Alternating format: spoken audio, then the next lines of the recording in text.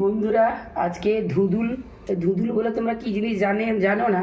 ওই ধুদুলের তরকারি করব। এই যে ঝিঙের মতো দেখতে, ওগুলো কেটে লবণ মেখে রেখেছি, ওইটা তরকারি করে তোমাদেরকে দেখাবো।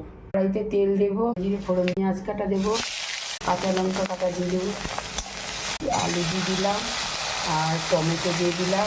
ওর একটু অল্প দেবো, কেন ধুদুলের লবণটা মাখানো আছে, এই জন্য অল্প একটু লবণ দিলাম। ধুদুলগুলো দিয়ে দেবো, লবণ মাখানো আছে, জল বেরিয়ে গেছে, একটু লবণ মেখে রেখে দিলে জল বেরিয়ে গেলে খুব ভালো। হলুদ দিলাম, ধুদুলটা পুরো ঝিঙের মতো, মনে হচ্ছে ঝিঙেরই তরকারি। পোস্ত দিলাম, আমি পোস্ত দিয়ে করলাম, সর্ষে বাটা দিয়েও করে, আর অল্প একটু সর্ষা দিলাম। চিংড়ি মাছ দিলে ভালো, দুটো চিংড়ি মাছ ছিল ফেলে দিলাম।